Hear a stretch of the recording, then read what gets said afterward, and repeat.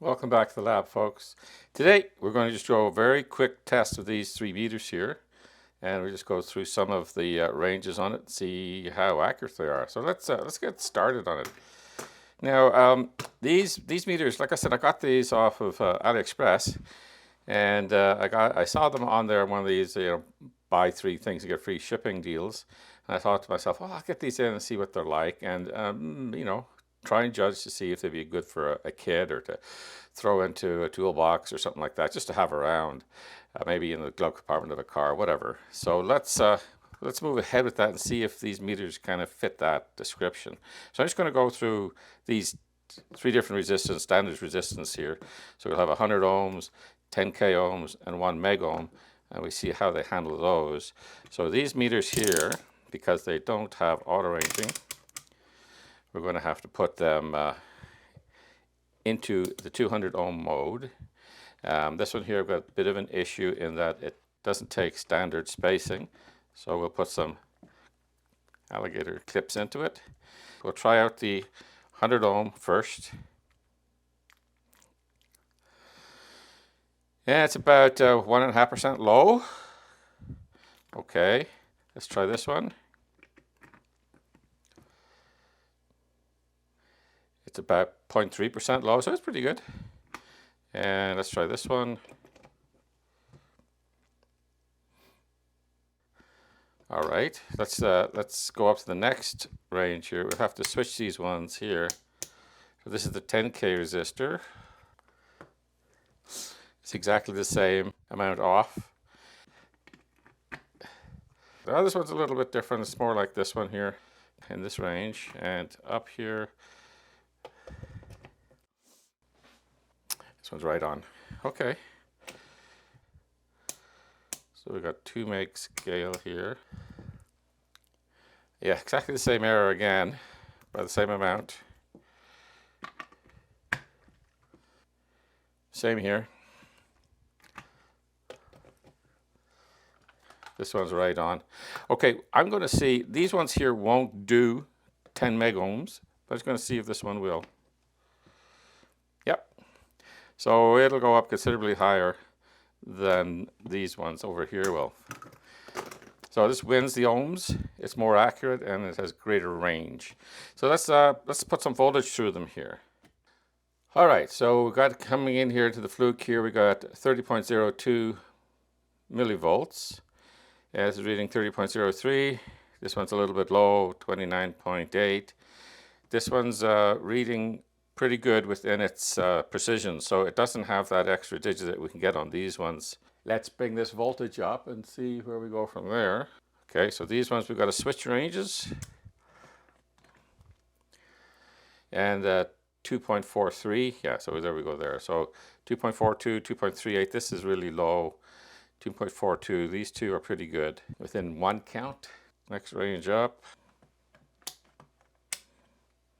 Okay, we've got 2.218. So this one here seems to be the most accurate in the voltages. This one's pretty good.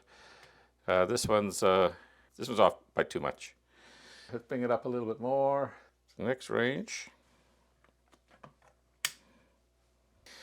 22.35, 1 count out here, 4 counts out here. This one's right on.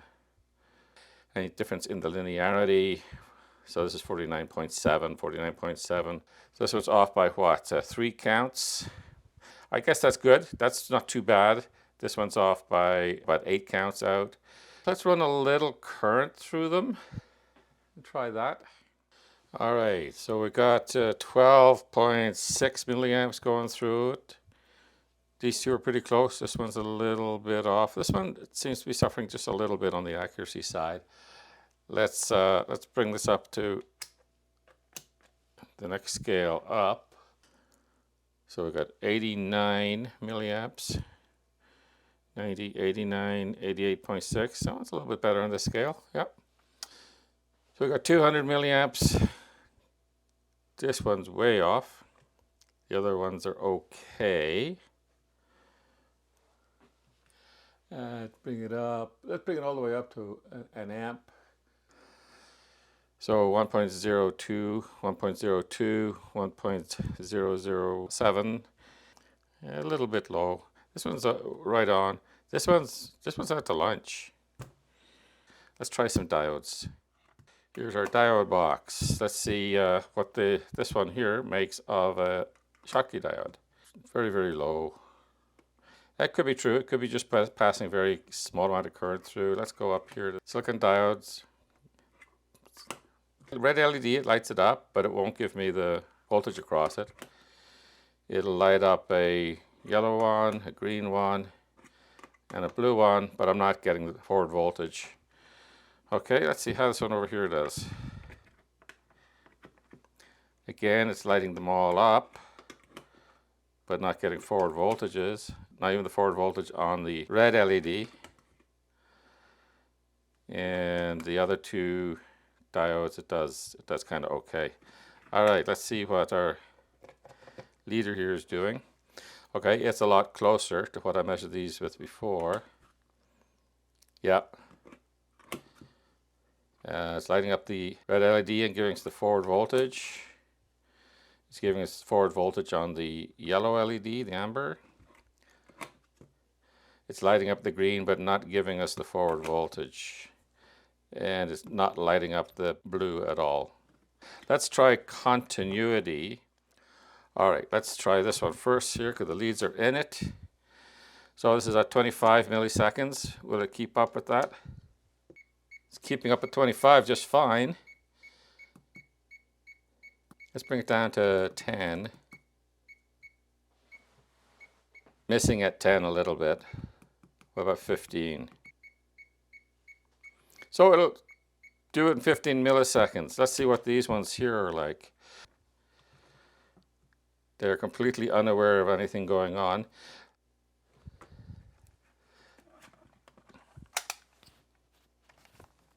I'm not hearing any beep. The LED is not going off. Yeah, it's like a half a second or something like that. I can't bring it up enough to get this one to respond. Let's see. Will this one work at this?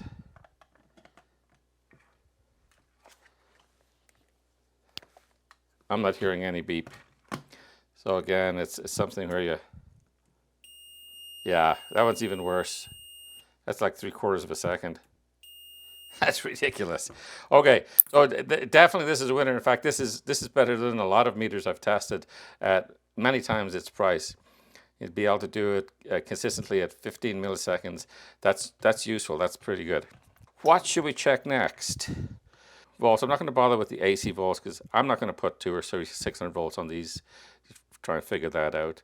We've done ohms, we've done current. Here, I wanted to check this thing out here. So this has got that special mode where it'll check 1.5 volt batteries. And let me show you the current that's going through that battery can supply. So, or at least I think it's a current. But if you put this, if you plug this in here to this, put it up on ohms here, and check out the ohms. It says it's about 42 ohms. So, and that's either way around. So it's not putting a voltage or anything like that into it. It's just putting a 42 ohm resistor across the battery and then giving you a number. So it's putting the battery under some sort of load. But I don't know if that is the current. Let's check that, see if that is the current. So put this over in milliamps here. So it's not really the current going through it. So I don't know what this number means. I'm going to quickly check with the documentation to see if the documentation gives us any clue. So the instructions are not correct for the meter. So I don't know what that is supposed to check. It does say milliamp, and it shows a single cell symbol and 1.5 volts. But as we saw, it wasn't the exact current going through it, so it's a mystery. Now, another thing I wanted to check was the special mode on this one, the little pulse thing here. A lot of people said in the comments that it's a pulse, so we're going to check that. I've got this little oscilloscope here. So we get that in a place where it's not having too much light shine on it. And frequency peak to peak. So we'll have a look here. We'll plug this in.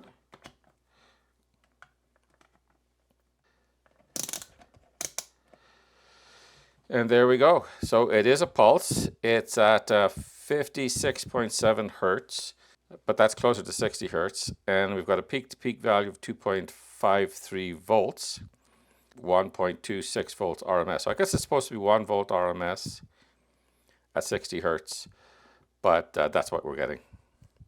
So I just wonder if you can see that there. Yeah, so there, that's the results we're getting. All right, I think I'm going to end my testing here. I don't think there's really any much more I can test. Oh yeah, let's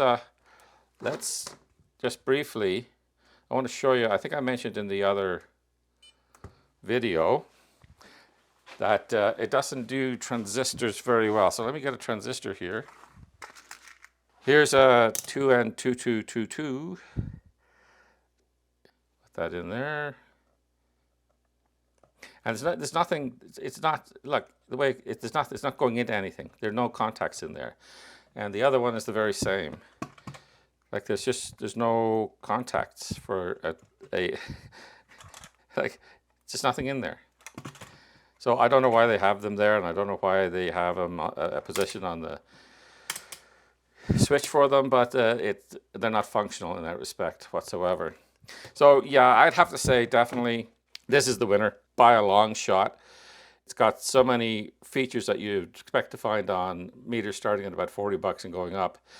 You know, auto power off and being able to disable the auto power off, the backlight, the hold, the auto ranging, and the fact that it's got the standard spacing on it, and the fact that it takes AA batteries, which are far better than the 9-volt batteries. So I'm just going to open up the back of this one and have a look inside it.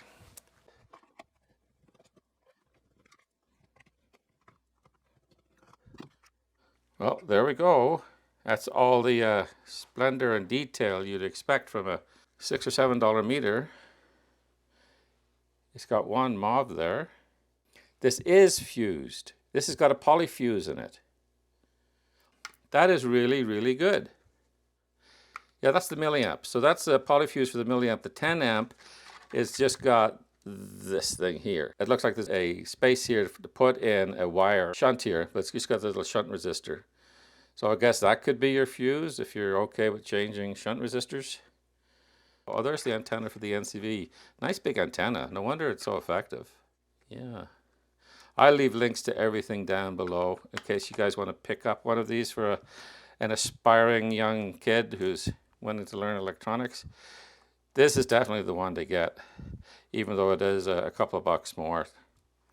I think these ones here are almost the same price, and that one's a buck or so less.